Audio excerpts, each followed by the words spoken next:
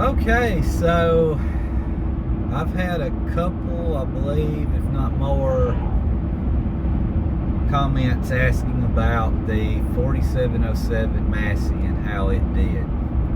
As I highlighted an update video, I got rid of it. I don't have it anymore. And I didn't really get rid of it because it was a problem. I just, it was part of my cutting back. I just kind of,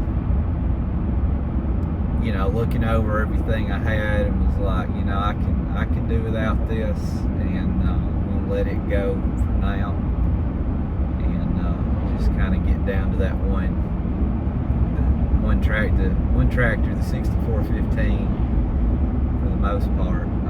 I really would like to have a backup tractor on hand. I really don't have that right now. As some of y'all know from seeing in older videos, I have a 4020, John Deere 4020.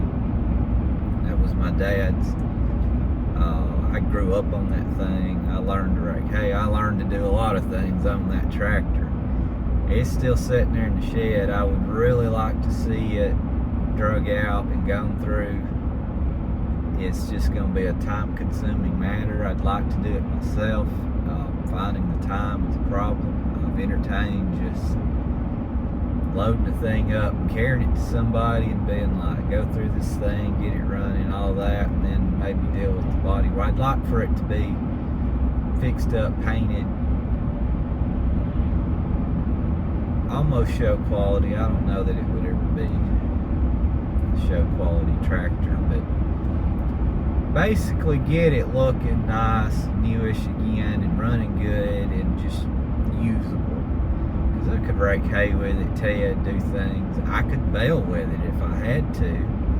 I mean, it's a 100-horse tractor, thereabouts. So, anyway, this is about the 4707. So I was getting off track there. So, the tractor, I noticed one comment, the guy said his was a pain in the rear. It's 4707, and he bought one around the time I did, I think, but mine wasn't. The only issue I ever had with that tractor was that clutch. It just occasionally, that clutch wanted to just be a little finicky, but it never kept me from doing anything. It just was what it was on the clutch.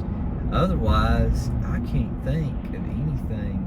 The 5610, I had some little gremlins with it that I worked through, but nothing major. Just little things, like a light, which I easily fixed. That door latch that day, screw or nut, something in there came loose and the door locked me in, kind of thing. Excuse me. The overflow tank for the coolant, which Agco redesigned and fixed, sent to me and fixed that. That was on the 5610. But I didn't have any of those issues with the 4707. Like I said, other than that clutch, that tractor, it did well. I don't remember having any bugs or any other things, quirks, I should say. Trying to get out here on this highway. It's a 4-lane highway, and you gotta get across the first two and get out in the middle, and then you gotta wait,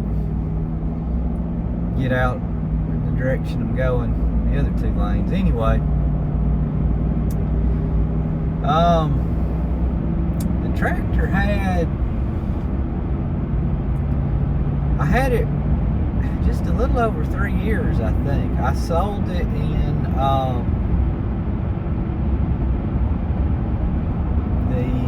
let's see, the summer, late summers, around August, I think. August, September of 2022. And I believe I bought that in the spring or late winter of 2020. So, yeah, 2 to 3 years there.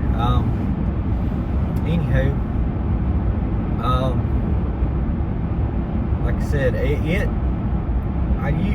used it on everything on the farm but the baler. I know when I bought it, you know, I said, you know, it was just big enough for me to run the baler if I ever had to, but I never did have to run baler with it. So I can't speak for how that would have turned out. But it ran the mower good, did all my mowing with it. And that was probably the next heaviest power consuming thing I really had. But otherwise, you know, I raked with it, tedded with it, about everything else there, sprayed with it, about everything else there I had, you know, it could do fine. Put fertilizer out with it, you know, all that. I mean, I liked the tractor. The cab was nice and roomy. Started up good in the winter. It was really cold. Good traction, full drive worked well. I will say that tractor, as far as a full drive tractor goes,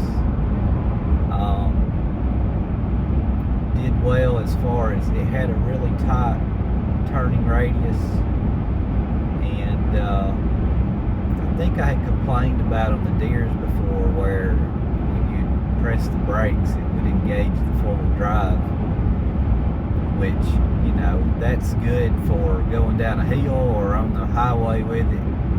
It gives you some front braking, but when you don't really need it and you're in like the haylight stuff, I'd noticed binding and stuff with the John Deeres. The Massey wasn't that way, and yet it did. I believe it did engage full drive and hit the brakes, but it was smooth in how it did it. But anyway, that's really all I have to say about it. Yet like the F-250, other than that clutch issue I highlighted, I really didn't have any major issues or quirks with it at the time I had it. I was thinking about how long I had it a while ago. Trying to remember how many hours it had on it. I would say 500 to 700 hours, something like that, when I got rid of it. But anywho, that's that. For those of y'all that were asking, that's the story on that. Would like to have one back, but right now I just ain't doing enough to really justify. I could use it, but I just don't know to justify it. I think the thing I miss the most, you know, the 6415 is the two-wheel drive. For those of y'all that don't remember that, it would be nice to have a four-wheel drive tractor around, even if it was just a smaller, like 55 horse open station tractor.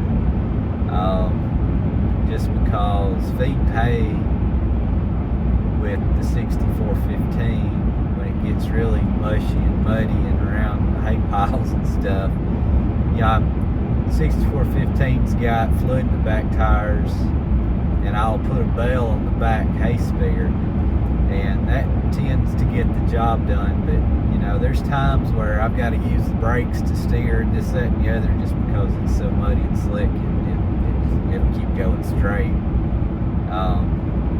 And because I don't have the full drive to kind of pull me in the direction I need to go.